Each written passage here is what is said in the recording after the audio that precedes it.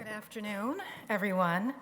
So good to see you. I'm Takemoto Brown-Nagin, Dean of the Harvard Radcliffe Institute, and I'm so pleased to welcome you to this year's Kim and Judy Davis Dean's Lecture in the Arts, featuring Academy Award-winning director, animator, and filmmaker, Domee Shi. Before I introduce our distinguished speaker, let me take a moment to acknowledge Kim and Judy Davis, whose support makes this lecture series possible. And I'm very glad to have Kim Davis here in the audience. Welcome, Kim, and thank you.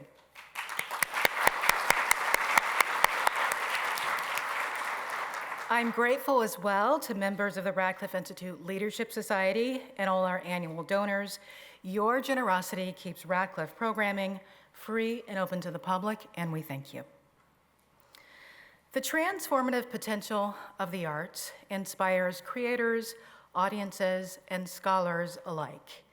We turn to the arts to explore emotions and make meaning of the complex world around us.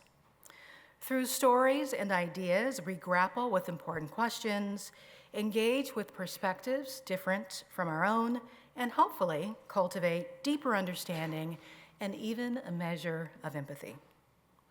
As we'll hear today, art can at once shed light on the unique experiences that shape an individual and also reveal the shared humanity that connects us all.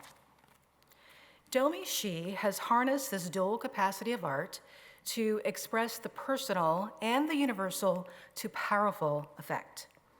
Born in China and raised in Canada, she began her career in animation as a story intern at Pixar Animation Studios, where she later became a story artist and contributed to acclaimed films, including The Good Dinosaur, Incredibles 2, and the award-winning features Inside Out and Toy Story 4.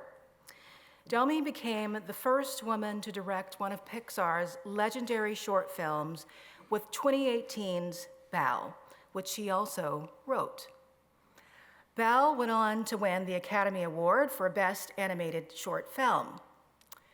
Domee made history again just 3 years later with Turning Red, Pixar's first feature-length film, solo directed by a woman. The film's numerous honors include Oscar, Golden Globe, and BAFTA nominations for Best Animated Feature Film. Domee's most recent movie, the science adventure Elio, hit theaters this past summer. Domee is also creative vice president at Pixar, helping shape the influential studio's creative vision. Across her films, Domee explores visual and narrative storytelling to grapple with complex emotions and explore important themes such as cultural identity, friendship, community, parent-child relationships, and the joys and challenges of growing up and embracing who you are. Take Turning Red. Drawn in part from Domee's own life, it tells the story of Mei-Lin Lee, a 13-year-old Chinese-Canadian girl who loves her family, friends, and boy bands.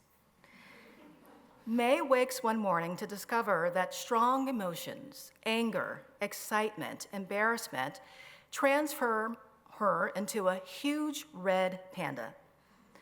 This magical transformation illustrates the real-life experiences and challenges of adolescence as Mei navigates her emerging sense of self and her loving but complex relationship with her mother, Mink. As one critic wrote, in the tricky world of tweendom, Turning Red captures something sweetly universal. Growing up is messy, no matter how you bear it. Family dynamics and magical transformation similarly fueled Bao. Set in Toronto, the animated short follows a Chinese mother's journey when a dumpling she's making comes to life. As the dumpling grows, an emotional struggle for independence ensues between mother and this unlikely child, culminating in a shocking twist. Bao contains no dialogue, relying instead on detailed design and creative flourishes to depict the characters' inner and outer worlds. The result, in the words of one journalist, is a film of potent emotional resonance. As Domee both tells us and shows us, it's the ability to inspire empathy and connection that gives storytelling much of its incredible power. When she accepted the Academy Award for Belle, Domee encouraged, quote, all of the nerdy girls out there who hide behind their sketchbooks, advising, don't be afraid to tell your stories to the world. You're gonna freak people out, but you'll probably connect with them too, and that's an amazing feeling to have. This afternoon, we have the opportunity to hear Domee's reflections on her own approach to creative expression and empathic storytelling, including the ways she's drawn from life to explore universal themes. She'll be joined in conversation by my colleague, Ju Yon Kim. Ju Yon is the Patsy Takemoto Mink Professor of English at Harvard. In addition, in 2022, she was named a Harvard College Professor, a distinction awarded for dedication to undergraduate education. Ju Yon's research and teaching interests include Asian American literature, modern and contemporary theater, and performance studies. She's the author of numerous scholarly publications, including the award-winning book, The Racial Mundane, Asian American Performance and the Embodied Everyday. Following Domee and Ju Yon's conversation, we'll open the floor to audience questions. Whether you're watching in person or online, you can submit questions at any time using the Slido link that's provided on the screen behind me and posted in the chat feature of the Zoom webinar. This program is being recorded and will be posted on Radcliffe's website in about a week. I want to thank both of our speakers for being here today, and now please join me in warmly welcoming Domee Shi and Ju Yon Kim to the stage.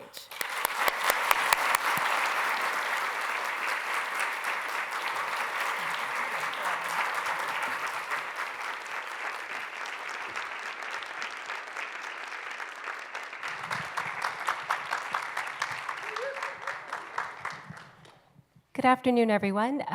Before we start, just quick thanks to Dean Brown-Nakin for that incredibly rich introduction, and thanks as well to everybody who's working in the background to make these events possible. All the programming event staff at Radcliffe were so meticulous, you would not realize how hard it is to pull these off. And everybody on the ground, facilities, custodial staff, who are among the most hardworking people at Harvard and deserve much more than this very brief recognition. And thank you especially to Domee for joining us. As I understand it, there have been flocks of fans following you throughout campus, and I'm so excited to be in conversation with you. I thought we would start actually by thinking a little bit about the title for today's event. I'm not sure how much input you had in that, but I was really intrigued. I was like trying to remind myself what it was. Oh, yes. Yeah, I was really intrigued by this idea of turning the personal into the universal.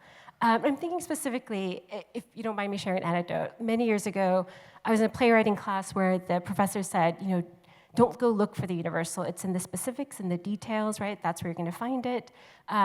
Don't try to think about what it is, right? Write what's sort of true to you.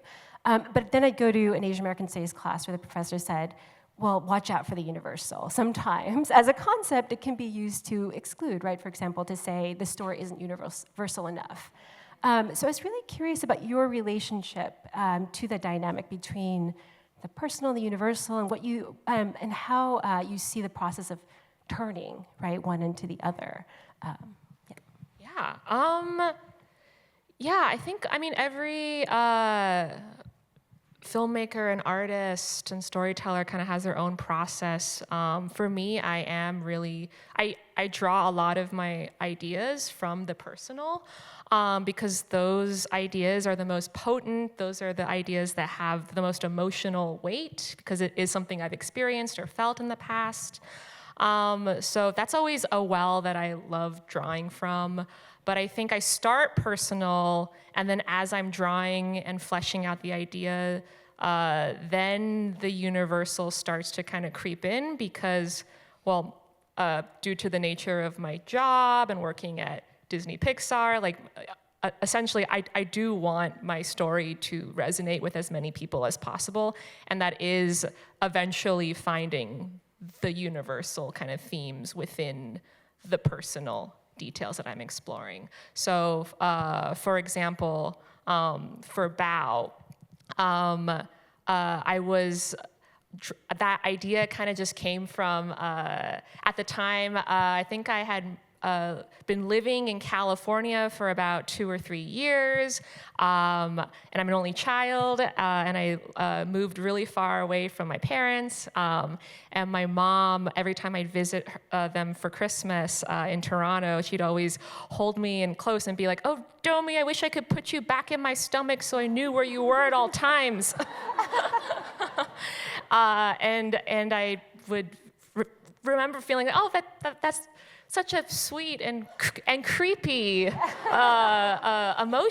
and but that always resonated with me, like just feeling this like sense of like missing her, and also this guilt, and also like feeling like happy about my independence and freedom. So I started drawing out what these emotions meant, and this image came into my sketchbook of this old lady coddling a little dumpling boy to death, and that was kind of the start of the idea for Bao. So that came from a personal place, that drawing and that idea. But then I started fleshing out the story. I started pitching it to more people, and I had this idea in my head of this like fun, shocking twist ending. Spoiler alert, she eats the dumpling to prevent it from leaving her. And I just remember pitching it to a lot of people and getting their feedback and just trying to, like, all the tweaks I made was to try to get them to understand the story and the emotion and the intention I was trying to convey with the short, but it all, again, just came from that one personal place, that personal experience. But for a feature film like Turning Red, that's trickier because you have a bigger budget, you have like more of a responsibility to have this film be as widely accepted and understood as possible. But again, I started from a personal place of like, being 13, waking up one day covered in hair, horny, hungry, angry, and trying to draw out like what that could be as an animated film. And it is funny because even though it's set in Toronto, it stars a Chinese-Canadian family and this Chinese-Canadian girl, the emotions that we were exploring in that film ended up being very universal, and I think that was that balance that we had to strike. It was like telling universal themes with a culturally specific paintbrush. Like that's kind of the method that I've kind of developed over the years when it comes to storytelling. I love that when you describe those initial moments of working through an idea that you describe drawing something out, and an image becoming that first block, right, with which you build these worlds. So I was wondering if you could tell us a little bit more about that aspect of your creative work. I mean, you're an amazing storyteller, but you began in animation, right? You're still telling stories through visual imagery as well. Yeah. I think I owe a lot of my love of drawing from my dad. He was an art professor in China, and he was like my first art teacher growing up. And I think like I developed my love of drawing through him because early on I understood like, oh my gosh, drawing is a visual, it's this amazing universal language. Like even if like English was not my first language, like I was able to communicate and make people understand me just by showing them a drawing in my sketchbook, and I would get a reaction out of them. And I loved that feeling. I loved being understood so clearly through drawing that I just chased that feeling and desire throughout my life and my career. And yeah, like that is kind of where I start with all of my ideas. I start with a drawing because I know that is the quickest way I can get out an idea and share it with someone. And for me specifically, I love starting to draw what the main character would look like. Like for me, stories start with character, not necessarily theme. Like for Bao, for Turning Red, even Elio, like I would just start drawing the protagonist and try to figure out what their problem is. It's like who are they and what are they dealing with? And that kind of is a good start to any story, a main character and a problem that they have. And I would go back and forth between drawing the characters, different behavior, posture, like how would they, like spend a regular day, like before the story even starts, like what's a day in their life look like? And that just kind of helps me understand them just as like real three-dimensional people, so that I can put them in any scenario, I can throw any obstacle at them, and I'll know exactly what decisions they'll choose because they feel so real in my head. And I remember for Turning Red, one of the first images I drew was this 13-year-old Chinese girl, and she had this giant backpack on that she was weighed down by. It was like stuffed with books. She had like a flute case under one arm, a tennis racket. She had like another bag full of stuff.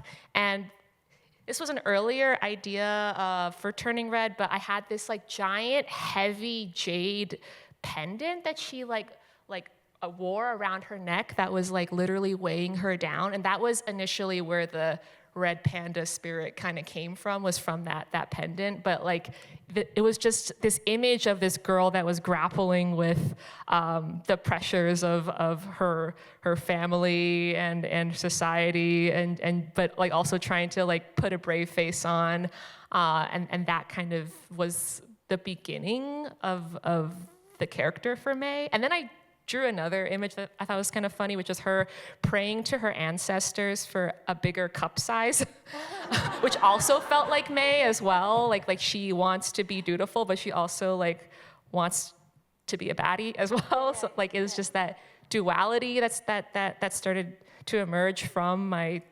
sketches. Yeah, so it just, for me, it just like starts with the characters and just trying to build them into real people, and then throw plot at them and see how they react. In the process of doing these drawings, did you ever, did something ever come out that was like so surprising that it perhaps changed your view of a story or of a character? Yeah, I think, yes. For Turning Red, it was the relationship between May and her mother, Ming. I think initially I kind of, the image in my head of their relationship was more antagonistic. It was the typical like militant parent versus the rebellious daughter, and I would draw them kind of fighting and bickering a lot. But then, through feedback and working with like my writers, my producers, all of whom are moms to like preteen and teen girls, they were like, like encouraging me to like try to like tell the whole story, find the nuance, try to look at the argument from the perspective of the parent as well as the child, and then these images started to come out of my pen of like tenderer moments of of how a mom would show love if she didn't say it out loud. How else would she show it? And I thought about how my mom would cut fruit for me when I was like studying in my bedroom, or would fuss over me, or would like make a meal, like make a whole feast for me. Just like small ways to like show love without saying it. I think that was how I was able to kind of get that out, was kind of through drawing. And then, yeah, it surprised me in a way, because I'm like, oh yeah, my mom did love me, but in her own way. So much so she wanted to put you back in the womb and back, yeah. So I know that, I know people have pointed out that, a common theme across many of your works is the parent-child relationship. And you do it so lovingly, right? Again, I think with empathy for all different characters and different sides. I was also thinking, just because I teach in class in Asian American literature often, like that mother-daughter dynamic. It kind of runs through, everything from Maxine Hong Kingsom's Swim Warrior to the Joy Luck Club to Turning Red to Everything Everywhere All at Once. These kind of major works of Asian American cultural production, right, really highlight this relationship. And I was curious if you had any of that kind of lineage or body of work in mind as you were thinking about Turning Red, or if it was sort of like a broader set of interest in parent-child relationships, especially in animation. Yeah. Well, initially when I pitched Turning Red, I pitched it with 2 other ideas. Because at Pixar, when you're asked to pitch ideas for a feature film, they want you to pitch a couple, like at least 2 or 3, because they don't want you to put all your eggs in a basket in a way. All my stories that I pitched revolved around adolescent girls, but Turning Red was the mother-daughter story. The other 2 were about girls dealing with other kinds of conflict and things happening in their lives. But yeah, I think maybe that was the one that the creative team at Pixar was most drawn to, because it did feel the most emotionally potent and personal. And I felt like even as I was pitching it, I felt like I could, an idea is good when you can easily add to it and easily riff on it and add more ideas and gags and jokes on top of it. That's what it felt like with Turning Red, and I think that was the case because it did come from a place that I knew so well. I also felt like I had unfinished business, exploring that theme of a parent-child relationship. I finished Bao, but that was a story between a mother and a son, and I knew there was just something really juicy to unpack with a mother-daughter relationship that I feel like I hadn't seen yet on the big screen, and I was excited to kind of explore with Turning Red. Yeah.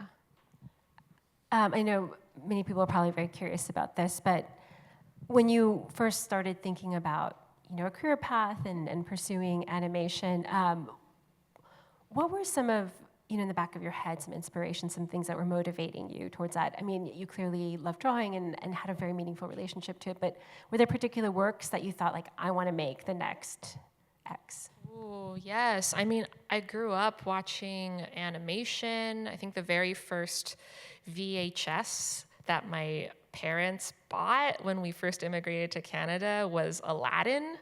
And I just watched that movie on repeat. I'd pause it. I would start copying, the frames. Aladdin was my first crush. So animation has been very much a part of my life since a very young age. But I was lucky to grow up in the 90s and 2000s. Anime was just coming into North America. I grew up watching Sailor Moon, Inuyasha, Fruits Basket, One Piece, all of this amazing animation and comics coming from Japan and from Asia, a lot of them drawn and created by women. They offered me this path forward. Oh my gosh, these women Rumiko Takahashi, she and all of these amazing comic artists were able to become successful Asian female artists. And I thought if they could do it, maybe I could do it too. I just have to learn how to draw really, really good, maybe learn Japanese at some point, and I can do it. I can do it because they could do it. I just feel so lucky that I was exposed to those artists, because you really can't be what you can't see. Because I was on the internet, I saw so much, and I was exposed to so many amazing female artists that it never really occurred to me that my gender would ever be a barrier at all, or being Asian. Like, I felt lucky that I was kind of almost like tunnel visioned and just focused on just trying to improve my craft. And I just thought if I just worked hard enough, I would be able to do what I loved for a living. Yeah, and that can only take you so far, I think. And then at some point you have to realize that you have to develop other skills as well, like being able to collaborate and communicate and be able to develop interests outside of just that one particular skill or career that you want to do, especially if you're a storyteller and you want to tell stories about humans and the human condition and all that stuff. Like, you have to actually experience life and be a human in order to do that. Yeah, like at the time, like I just grew up just like idolizing these female artists, and I felt so lucky that I was able to just have, like, I would pepper my bedroom wall with their drawings, and I would try to like aim to be like them one day, to draw for a living somehow. Are there specific places you go to for inspiration now? I mean, you had mentioned expanding out to stay in touch with the human, but both maybe in terms of hobbies or places you go, communities, or other works that you turn to? Oh, that's a good question. I'm not very good at that. I have been trying to do this crazy thing called work-life balance. Now I've really gotten into hot yoga and just like trying to like turn off my brain for moments at a time. Traveling too, I've been trying to do more of that. And also just like going back to drawing in a sketchbook, which sounds really silly, but like I due to the nature of my job, I've been drawing on the computer a lot more. And I used to back in like high school and college, like I would fill an entire sketchbook a month.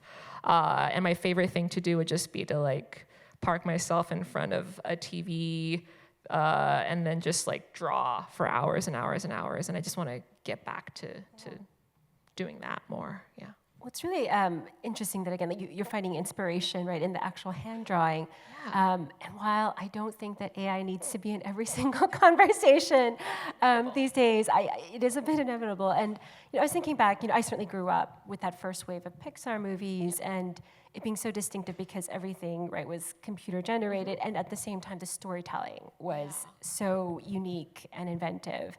I was curious to just hear your thoughts on, what is happening with animation? What are the conversations around the impact of AI? I know there are some artists who say absolutely no way. It must be interesting at a place like Pixar, though, which really grew, like had an identity, right, based on a particular kind of use of computer technology. Yeah. It's AI is just, I mean, it is the hot topic right now, I think, in a lot of industries, especially animation and film. I mean, I don't know much about, it other than, I mean, I can see it as a tool, but I feel like, I just feel like in order to tell human stories, you need humans behind it. And I have yet to see a piece of work generated by AI that has elicited an emotional reaction out of me. I think at the very most, I've seen AI art and I've been like, cool, or like, that's very complicated looking and impressive. But it hasn't made me laugh or cry or feel anything, yet. But I really do think in order to connect with your fellow human, like you need to have a human behind the wheel at some capacity. And I think at Pixar, like we are pretty much one of the last animation studios in North America, or I think even, yeah, like just globally, where we do everything in-house. And we do it at like it's a very high cost, but we think it's worth it to have all of our artists, all of our technical wizards, everybody under one roof, because we believe in the power of collaboration and that in-person creative process. Like you're on your way to the bathroom and then someone catches you and they're like, Domee, can I show you something in my office that I've been working on? And I'm like, sure. And then I'll like go to their office and they'll like play me like an idea that they had for this scene in the movie. Then I'm like, oh my God, that's amazing. Wait, let's show blah, blah, blah. And then have them come into like that type of spontaneous collaboration can only happen when you're all under one roof, when you're all kind of in the trenches together, and that I don't think is possible. Like I don't know how AI can really do that, because like a lot of the magic that happens in our movies are happy accidents, and AI, like they'll make a million variations of something, but they can't really make a happy accident like two humans kind of interacting with each other can. So I firmly feel like, I firmly believe that, like, yeah, humans need to tell human stories, yeah. Would you be able to share an example of a happy accident, or maybe not with the work in progress, but you know, just a moment where there was this kind of spark with your team? Oh, yes. Well, one recent happy accident was on the film Elio. This is kind of a spoiler alert for the ending, but at the end of Elio, so it's a story about this boy that wants to get abducted by aliens because he feels so othered on Earth. He does end up getting abducted by this alien UN organization called the Communiverse, and they live on this utopic spaceship planet that's this beautiful, giant spaceship. It's glorious. It is the largest set that we've ever built at Pixar. I think it stretches, in the computer, it stretches like 8 miles long. Oh, wow. And you can actually take a virtual camera and fly through it, which is pretty incredible. Anyway, so at the end of the movie, he decides to return to Earth because he feels this newfound connection with the people on Earth. He wants to give Earth a second chance.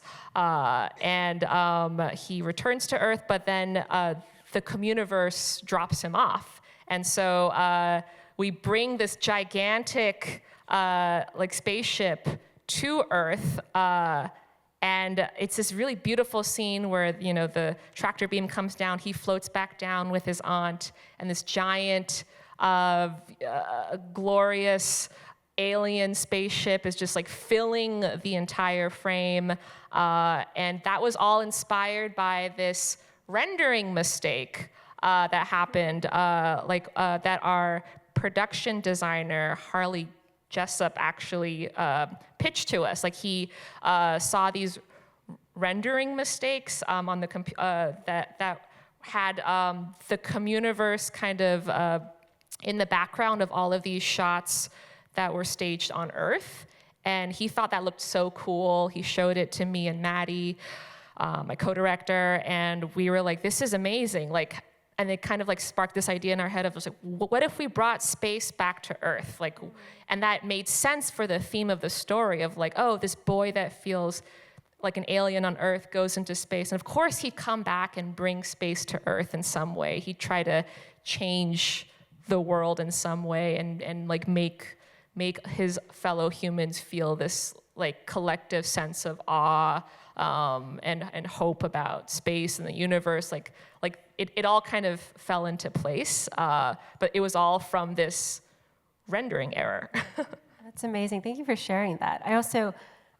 You know, it's so hard to tell, like just also the amount of effort that it takes to build these worlds out like that. So that's pretty incredible. I loved Elio. It was an adorable and touching movie, and really sort of hit upon some major, you know, themes, but in a very light way, which I really appreciated.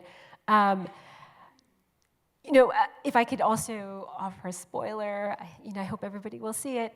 But there's this kind of incredible moment where there are these clones walking about, and there's a question of whether, like, the parental figures, whether it's the aunt or the dad, will know if it's a clone or the real person or alien. And so this spurred a conversation between me and my daughter about, like, would you know if I was a clone? And I was like, well, would you know if I was a clone? But what I loved about it was, what actually became the tell was actually those aspects, right? That you might think, okay, the other person, this characteristic that's kind of driving me crazy about you is actually, right, what is you, right? And what makes you you. And so I just thought that was an incredible lesson.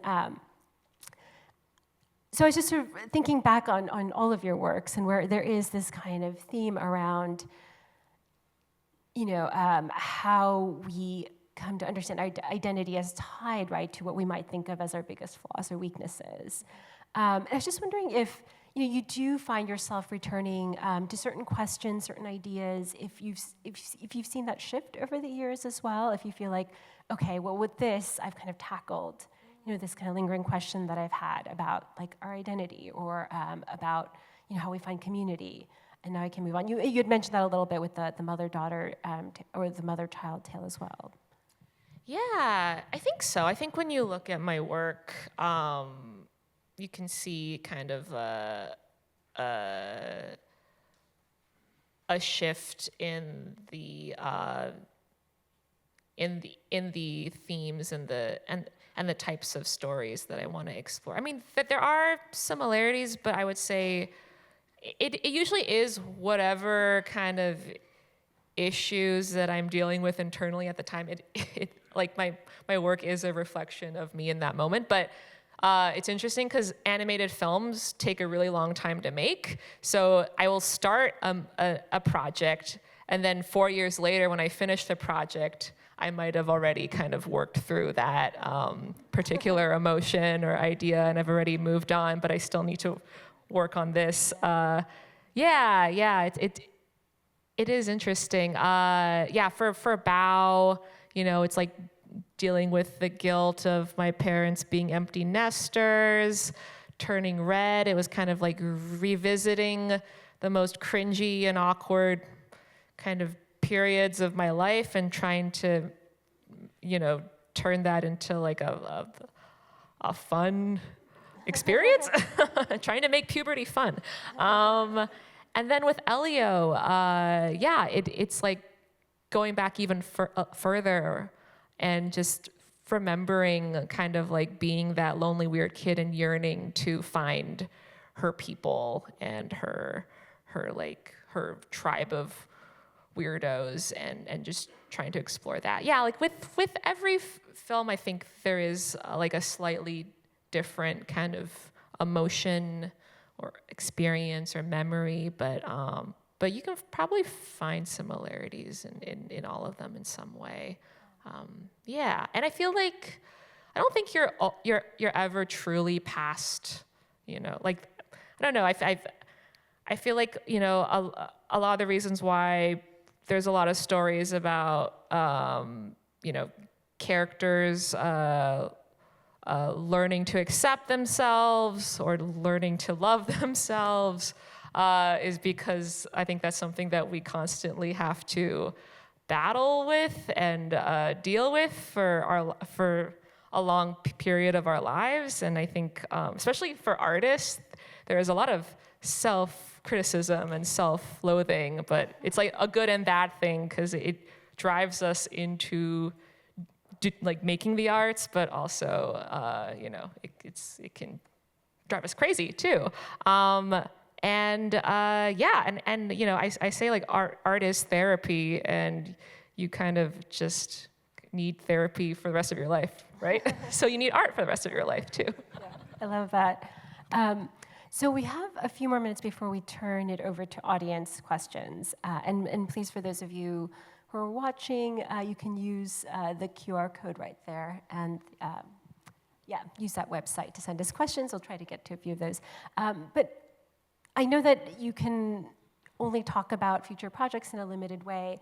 But I was curious what you saw as next steps for yourself. What are some kind of new challenges or questions, ideas that you're really excited about, whether they're in progress or not? Oh, yeah. I mean, I love exploring like all kinds of emotions. Like I really love the idea of like ambition, revenge. We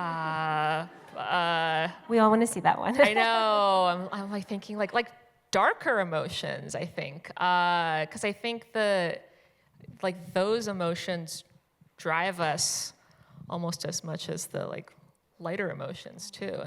And I remember being very ambitious like as a kid, and kind of like I feel like a lot of people can also identify with that as well. But it's interesting. I like stories about those types of characters. Yeah.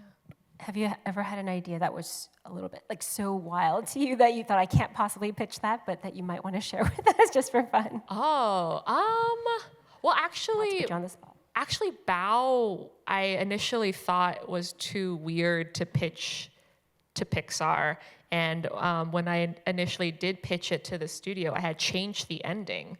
I chickened out because I thought like the idea of a mom eating her baby dumpling was too dark to pitch at a big studio. So then I changed the ending last minute. I had the little dumpling like run away into the night, and the mom character like cried and stayed up all night making more dumplings, and in the morning they all came alive, and she lived with them happily ever after. I pitched that version, and luckily Pete Docter was there, and he was like, "That's not the version you pitched me last week," and he totally called me out, and I was like, "Oh my gosh, I'm so sorry. I thought the other idea was too weird and dark to pitch to Pixar," and he gave me a second chance, thankfully. So I went back to my desk. I like pulled up all those drawings that I threw away, and then I repitched the original version of Bao, where the mom eats the baby dumpling, and that was the version that they ended up greenlighting. So it was just a crazy early lesson in just kind of like trusting your gut and your voice, and to lean into the weird.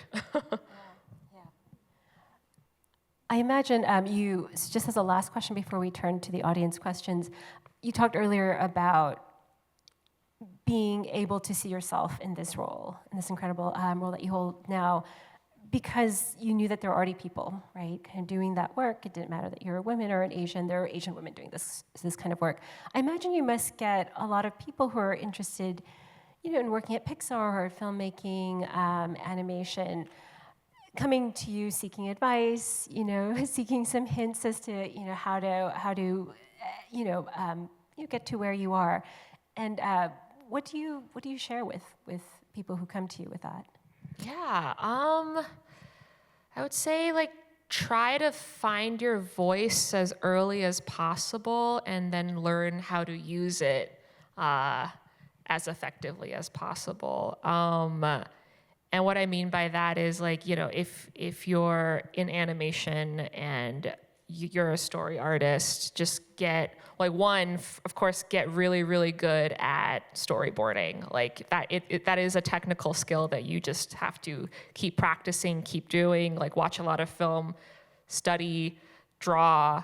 Just get really good at that. But at the same time, try to figure out what is the unique thing that you are bringing to every project that you work on, that you're not just a hired gun for somebody, that you're always bringing something unique and different that'll help you set yourself apart from your peers. And I think for me, I was never the best draftsman in the story department. I was not the action story artist. I knew quickly what my strengths were, which is character, humor, kind of unconventional and strange, kooky gags. And I'd always pitch a an extra 5 to 10 extra ideas on top of the assignments that I was given.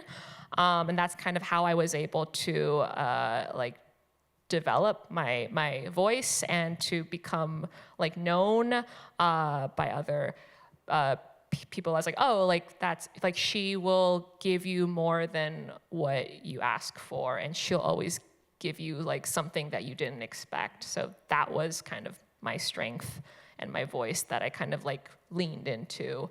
But it takes a while for some people to like find what their strengths are.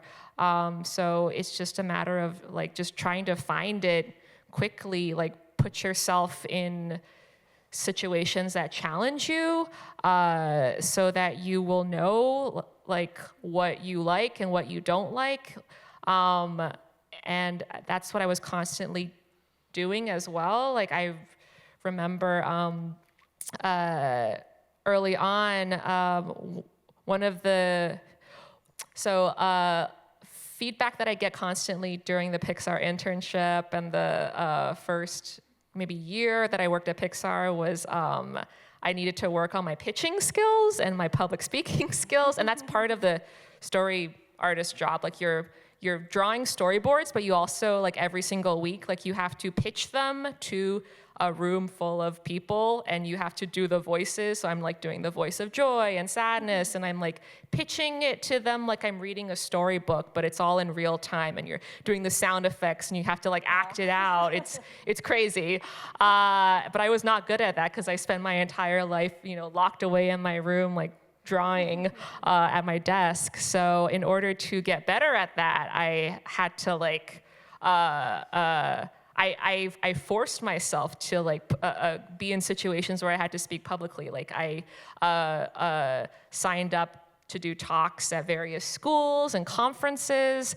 And then I remember like my Mount Rushmore was agreeing to do a keynote for SIGGRAPH in Bogota, Colombia, in front of 2,000 people. And I remember like thinking, if I can do this, like pitching in front of anybody would be a breeze. So I did it, and yeah, I mean, it's still nerve-wracking, but I just got better at it, and I slowly, through doing that, was able to find my voice. That's so interesting, because I would never think, okay, if you want to go into animation, you also have to be a great performer, but that's essentially you have really to like important skill. I have to like that's essentially my job now. Like I don't draw as much as I have to kind of pitch and try to verbally communicate ideas as quickly and succinctly as possible to different groups of people in different departments, and be just as excited about it every single time I'm pitching the same idea. And when you're working with animators, like animators are actors, so the more, I guess, animated you are, the better. Like you really just have to not be afraid to just like get up and like, well, May would walk like this, like you have to use your whole body and kind of like not be afraid to make a fool of yourself in order to get the idea across. Yeah, that's just the work that you sign up for when you want to be in animation. That's amazing. So I'm going to try to squeeze in a few questions from the audience. Yeah. The first one is, what excites you about Pixar's current direction, and what challenges keep you up at night? Ooh, what excites me about Pixar's direction right now is I think we are still one of the few studios left, like even like live action or animation, that are releasing original theatrical movies in theaters. I'm really excited about our next film, Hoppers, which is coming out next spring. And then even after that, there's a new film that we're working on coming out in 2027 called Gatto. That's about a cat in Venice. Yeah, I'm just excited that we're still fighting the good fight and trying to make original theatrical films in an industry that is continuously moving towards IP and sequels and live action remakes. Like we're still really trying to tell like great original stories. Yeah. And this, I'm sorry, and the second part? The second part were the challenges that keep you up at night. Oh, the challenges. Oh, it is like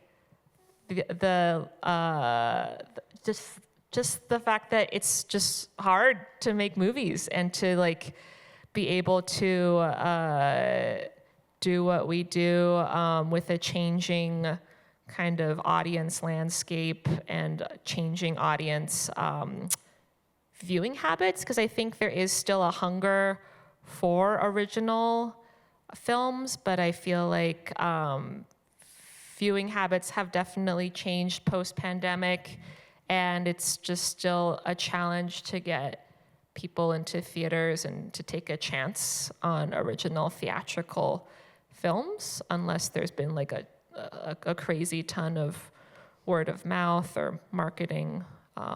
Yeah, so that's the biggest challenge, I think. So another question from the audience. Were there obstacles, cultural, generational, gender, et cetera, that you encountered as your career or craft developed that stand out for you? Obstacles. Oh, were there obstacles? Yeah, I mean, a lot of personal obstacles, a lot of, just feelings of, it's the classic imposter syndrome. It's the classic, wow, like I am one of 4 women in the story department at Pixar. And that's changed dramatically over the years, but at the time, being one of the youngest, one of the only women, it was really hard. And I think like what really helped me was just like becoming friends with and forming a community with my fellow female artists at the studio. Like we'd have these monthly lunches where we'd kind of just all hang out, and it's just a simple act of just hanging out with other women and like venting and validating each other's feelings that like gave me enough confidence to eventually even verbally say out loud, like, I want to be a director. And I remember I said that to the group, and I felt so shy and awkward saying it. But thinking back, I'm like, well, why should I feel weird about saying that I want to direct? And the fact that everyone was like, that's so cool. Like that just, again, it just helped with my confidence in that way. So that really helped. Thank you. There were some questions about your creative process. I think that I want to share these questions because I think that they're from people who perhaps have a more detailed knowledge of animation and the industry. But could you talk a little bit more about your creative animation process from a technical standpoint, from conceptual drawing to what we see on the screen? Oh, wow. I'll try to give you the headlines, because yeah, the animation process is long and slow and hard and very rewarding. But yes, it takes us at least 4 years to make one animated film at Pixar. But it all starts from an idea. It starts from a drawing. It starts from a pitch that you kind of give to the creative execs at the studio, and the pitch consists of, it's like, you've probably heard the term elevator pitch. It's kind of like that. It's like being able to distill your ideas down to like, what is that like 1 sentence hook for your story, and you have your images and you're able to convey really quickly to a group of execs like why this idea is the most exciting and fun and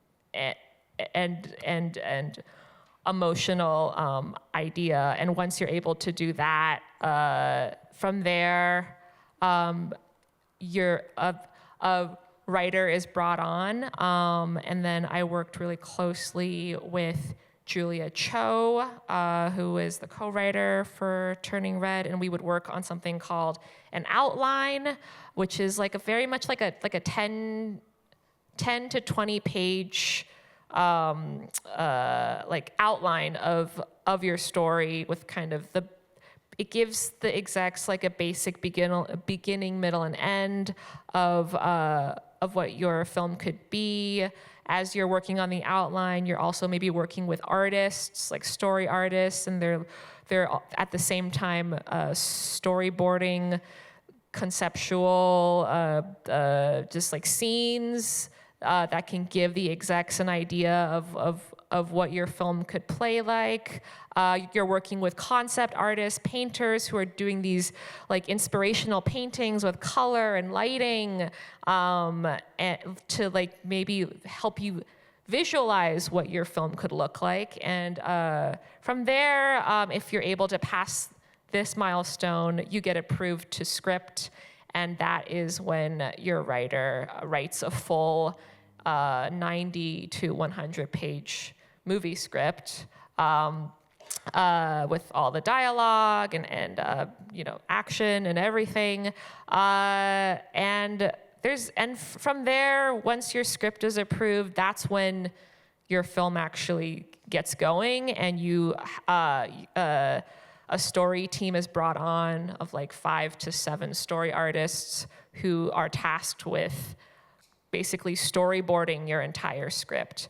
And that's kind of how our process works at Pixar, but also in animation, because in animation, to actually generate animated footage is very expensive and time consuming, so we have to test everything out first through storyboards. So the storyboards that are drawn by the story artists look like comic panels, but they basically represent every kind of moment or an idea, emotion, acting that is in the script. It's basically drawn out in this like blueprint version of the movie, and they're called reels, and we like build these like story reels, and that's kind of the format that we work in for the first couple of years. And to work in story reels is great because you're able to iterate so quickly. You can like throw in a gag or an idea and toss it out if you don't need it. And there's just a lot of iterating, and we try to fail as quickly as possible because that's the only way that we can find that perfect kind of through line and path forward. And once all the story boards, once all the story reels are playing, and we're screening, these reels every couple of months to the studio, and we're getting notes, like endless notes from everywhere. And there is an art form to like knowing like what notes to take and which ones to ignore. There's like also the art of like reading the spirit of the note. So it's not the note itself, but like, why are all these notes circulating around this part, like around the Act 1 break right here? Oh, it's because, blah, blah, blah, blah, blah. Like you understand like how to read the notes, kind of like reading the tea leaves in some way. And you're navigating the notes, you're building reels, you're refining, you're rewriting. And then at some point, I think after screening 4 or 5, you start to lock scenes and get them ready for production. Like if there are scenes or sets that have been showing up consistently after every screening, you feel pretty safe about kicking them off to a different department. Like in Turning Red, one of the first sets we built was May's bedroom, because we knew like if the story was gonna change, fine, but she was probably still going to have a bedroom, and it was probably going to be decorated with things that you would find in a 13-year-old girl's room. So that felt like a pretty safe set to start on, even as we were doing lots of story changes. Her family temple was another set that we started building early on, because we knew like, okay, this is a story about a girl that transforms into a magical red panda, this temple is kind of like a key part of that story, a key part of magic behind the red panda, so that feels safe as well. So as all of this is happening, you're still rewriting and like figuring out the story at the same time, but things are kind of hardening around you, and that's when writing becomes really challenging, because then you're kind of like, like certain things are set in stone now, and you have to figure out like what you can actually change, what you can't touch anymore, and then at some point, the movie's done. And you don't know how you got there. I'm gonna try to squeeze in one last question. Okay. But from the audience, but give you a choice between serious or fun. Sorry? Sorry, I'm losing my voice a bit, but a serious question or a fun one? Let's do a fun one. Yeah. One of the audience members was reflecting on how good the music is in all of your movies, and was asking about your musical inspirations. Oh, musical inspirations. Well, for Turning Red, obviously, I grew up around boy bands in the 90s and 2000s. Yeah, Backstreet Boys, NSYNC, O-Town. And for the story, it was about this girl kind of caught between two worlds, like, her Chinese family and her new, like, Western kind of independence, and we wanted the music to feel like a blend of both, and to tell that story too. So we were, like for her, when she's at school with her friends, it felt very much like 90s and 2000s inspired. There's a little New Jack Swing in there. It's really fun and poppy. But then once we get to the temple and her home life with her mom, that's when we bring in more like Asian instruments, the erhu, and really try to reflect those two worlds. But then at the very end of the movie, we show how she combines those two worlds. She accepts both parts of her identity, and so the music and the instruments kind of blend together in a cool way too. And I'm really, like, one of my favorite scenes that we worked on was that epic moment where her friends are beatboxing, Four Town steps out of the rubble, and they start singing, and then her family, her aunties, are chanting this Taoist chant, and it's this crazy remix that kind of feels like and sounds like our main character, like how she kind of was able to find this equilibrium between these two sides of her. You were able to hear that with the score. That was kind of a really amazing moment to see. But it was crazy because for a while it didn't work because we didn't have the final music. So I had to keep pitching it to people and reassuring them that Taoist chanting and 2000s boy band music will sound good together. I promise. Thank you so much, Domee, for bringing these amazing films into a world which are so unique, creative, and I think have really, changed, right, the film industry, animation industry in really radical ways. But thank you more locally for being here in conversation with us. It's been such a pleasure. So I hope you'll join me in thanking Domee. Thank you, guys.